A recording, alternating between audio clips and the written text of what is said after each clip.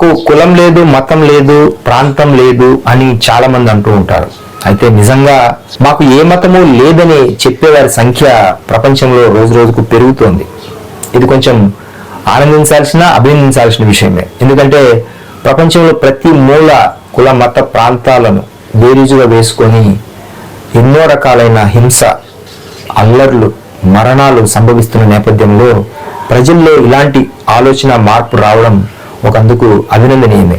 మనుషులందరూ సమానమే, మనుషులంతా ఒక్కటే అని నమ్మే మనలాంటి భారతదేశంలో అలాంటి సంఖ్య రానున్న రోజుల్లో ఎలా ఉంటుందో తెలియదు, కానీ ఇది ప్రపంచానికి సంబంధించిన గణాంకాలు మీ ముందు ఉంచుతున్నాను. మాకు ఏ మతము లేదని చెప్పేవారి సంఖ్య ప్రపంచంలో 24%గా న్యూ రీసెర్చ్ అనే సంస్థ తేల్చింది. ప్రపంచంలో అత్యధిక సంఖ్య కలిగిన మతంగా క్రైస్తవత్వం 230 కోట్లతో మొదటి స్థానంలో ఉండగా జనాభాలో వారి వాటా తగ్గుతూ ఉన్నట్లు ఈ సర్వే తెలియజేసింది. అయితే గత 10 ఏళ్లగా ముస్లిం జనాభా 34 కోట్లు పెరిగి 200 కోట్లతో 2వ స్థానంలో నిలిచింది. ఈ శతాబ్దం చివరి నాటికి ఈ సంఖ్య దాదాపుగా క్రైస్తవుల సంఖ్యతో సమానం కావచ్చని ఈ సర్వే తెలిపింది.